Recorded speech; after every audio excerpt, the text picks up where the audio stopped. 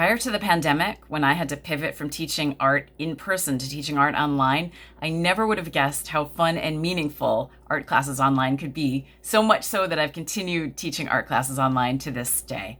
In a world where kids get a lot of screen time, I know as a parent, for me, it's very important that my kids' screen time is at least partially meaningful, and online classes can fill an important role in your child's education, especially if you're a homeschooler. Let me talk to you about some of the benefits that I've discovered of online art classes. One obvious benefit, not just for art classes online, but for any online class, is lack of travel time. For parents, tactically, practically, that's an important one. But let's talk about some of the benefits for art classes specifically.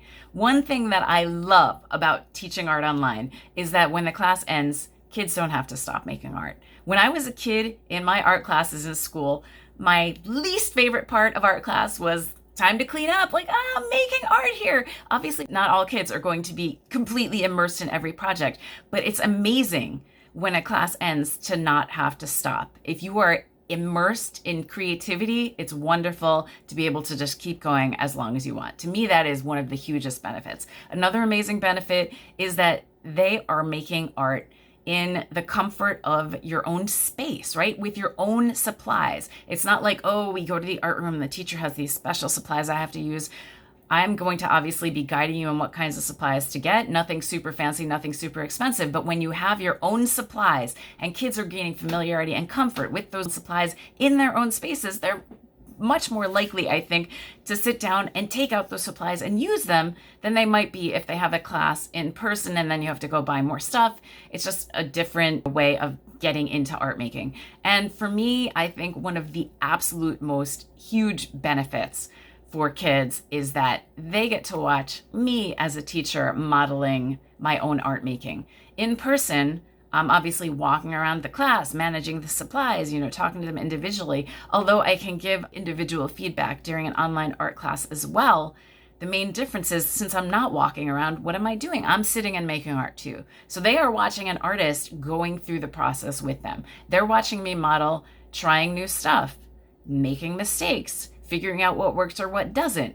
Sometimes I still try something that I'm like, oh, I've never tried this before. And sometimes it works and sometimes it doesn't. I'm modeling being okay with things not working out. More than anything else, I am modeling a playful, creative spirit. I am modeling inquiry and curiosity and experimentation. And that's such a huge and important part of making art.